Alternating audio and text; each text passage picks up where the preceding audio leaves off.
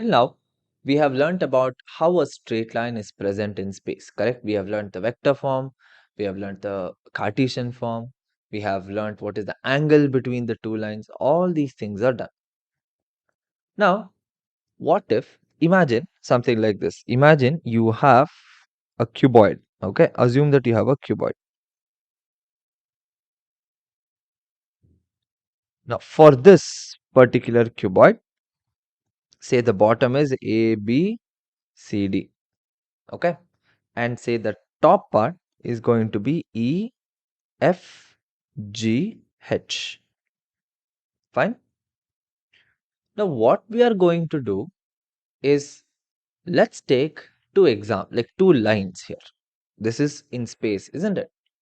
Say one particular, line, it goes from, let's say, B to E. Assume that this is going to go from B to E. So from here, B to E, it's going to go from B to E. Now it goes like this. Fine. Say another line, it is going from F to H. See, something like this. It goes like this. Now, my first question, will they ever intersect each other? No, because they're in perpendicular planes, isn't it?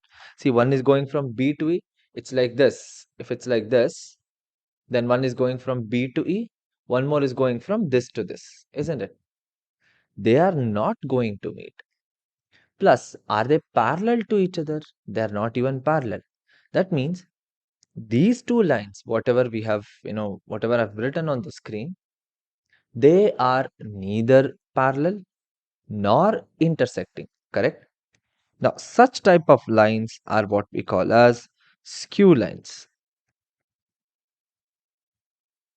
So, skew lines, they neither intersect, nor they are parallel, So, such type of lines are what we call as skew lines. Fair enough? Now, in this particular scenario, whenever we have these skew lines, let's try to understand what is the shortest distance between the two lines. You see, whenever we say shortest distance, it's always perpendicular. For example, see, if this is one line, if I take a perpendicular like this and say we have one more line like this, see, the shortest distance is always the perpendicular distance, correct? Now, suppose if the line is like this, then we take the shortest distance between these two. See, like this. Fine, this is going to be perpendicular. In the sense, what we understand is, if we need to have the shortest distance, then we need to draw the perpendicular. Correct? Now let's do the derivation of the shortest distance between two lines in space. To do this derivation, first what we'll do, we'll take two lines. Say the first line is, let's say, like this. Say the second line is like this. Say let's call this as L1, this is L2. Now the first one, what we'll do, we'll draw a perpendicular here. Say this is P, say this is Q. Now some other line is here which passes through this one. Say this is PQ, let's say this is R, say this is S. Okay, RS. Now what we know is that the two lines what we have can be written as, the L1 can be written as R vector R is equal to A1 plus lambda B1. First one. Next, second one, L2 is equal to R is equal to A2 plus mu into B2. Where here L1 and L2 are skew lines. Fine. See, think about it. If the two lines actually intersect at a point, then the shortest distance would become 0, isn't it? So that means they are not intersecting, but they are not parallel also. That's why they are called as skew lines. Now in this case, we have to calculate the shortest distance. The shortest distance is what? PQ. Let's call this distance as D. That means here D is the shortest distance. This is the shortest distance. Now, since we are looking at perpendicular, don't you think we have to take the cross product here? Isn't it? So, cross product, if we want the cross product, what do? We take A cross B is equal to AB sine theta n cap. Now, n cap is very, very important, isn't it? Since we need n cap, what we'll do? N cap is equal to B1 cross B2 divided by mod of B1 into mod of B2. And of course, this is also in terms of modulus. B1 cross B2 by mod of B1 into mod of B2. Now, this is going to give us the n cap. That means the direction of PQ. Correct? So, what we can write here? PQ is equal to D into n cap. Vector PQ. D is the distance, PQ distance. N cap is the direction. That means here it's going from P to Q. Okay? Or I think in our case, it's going from Q to P. That's all. Okay? Or very easy, what we'll do is, well, I'll just change the value here. Alright, let's make this as L1. Let's make this as L2. Now, it's going to be the same. PQ is equal to D into N cap. That means D, if you need the value of D, we can use this particular formula. Now, the next thing what we have, take RS vector. RS vector, the direction ratio is going to become A2 minus A1. Correct? A2 minus A1. So, we have RS value as this one. Now, if you look at this particular figure, or if you look at this particular derivation, we are looking at PQ vector. This is in the same direction as RS vector, isn't it? Now, if you take the dot product, we'll get the angle between these two. Correct? In the sense, one is like this, one more is like this. We know it's going to go and intersect at some point. We are trying to find that angle theta. So, cos theta, because what is A dot B? A, B, cos theta, right? So, cos theta is equal to mod of, because negative not possible. So, cos theta is equal to mod of, what do we have? PQ dot RS by mod of PQ into mod of RS. This is what we have. Now, let's try to write it down. What is PQ? D into N cap, correct? D into N cap into A2 minus A1 divided by PQ. So, here we'll write the same PQ but mod of PQ, isn't it? Guys, when you take mod of PQ, okay, so we'll just write it as it is for now. Mod of PQ into mod of RS. Let's write it as it is for now. Now we'll go to the next step of derivation. See, in the next step, see what we can write. Same, cos theta is equal to D into N cap into A2 minus A1, both are vectors, divided by D into mod of RS. Correct? D and D, you cancel it out. We got N cap into A2 minus A1 by RS. RS is a vector. Correct? Let's continue with this one now. In the next step, what's going to happen?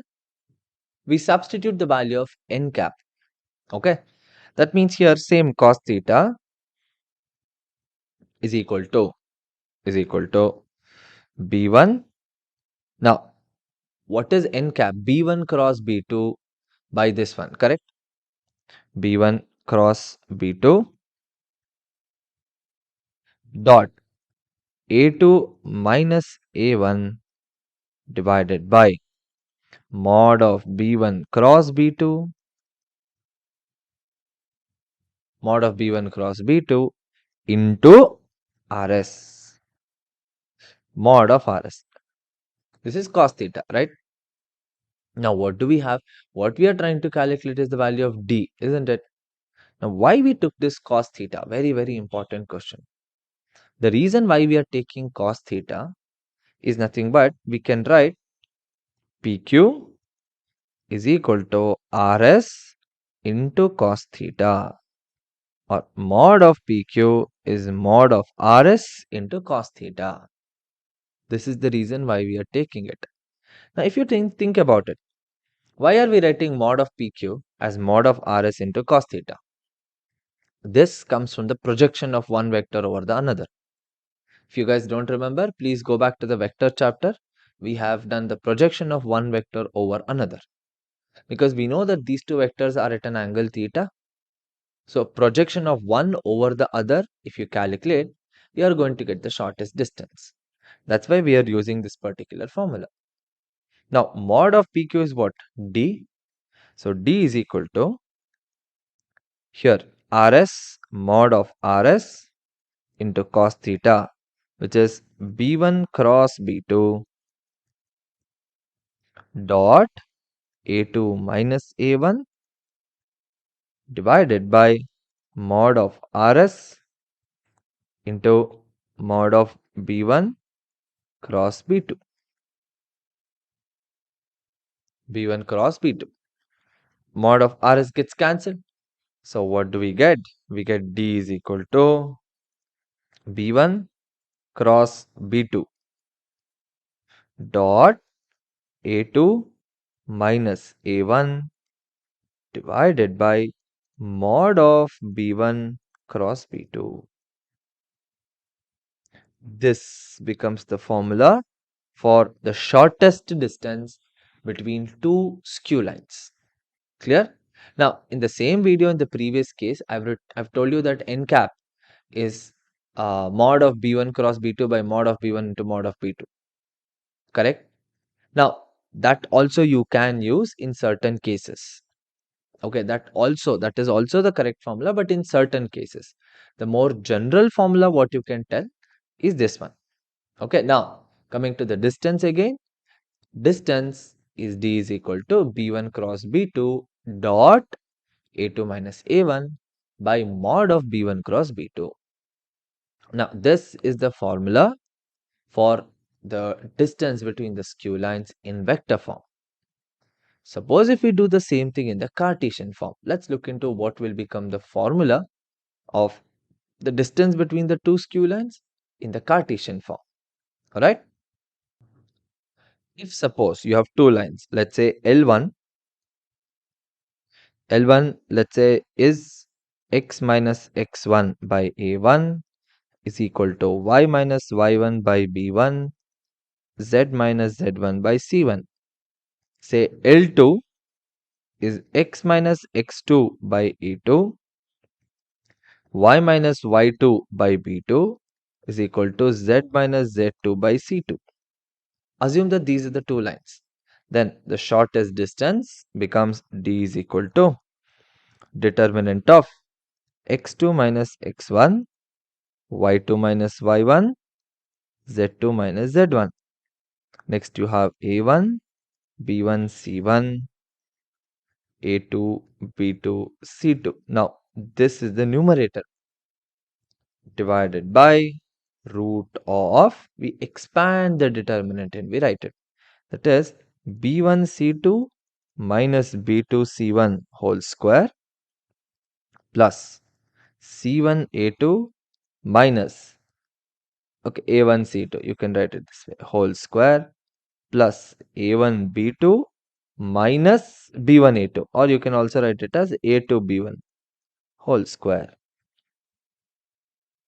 See this is the formula in the Cartesian form. Clear? So we have the vector form, Cartesian form. This is the distance between two skew lines, or the shortest distance between the two skew lines. In the next video, we'll look into what is the distance between the parallel lines in a plane.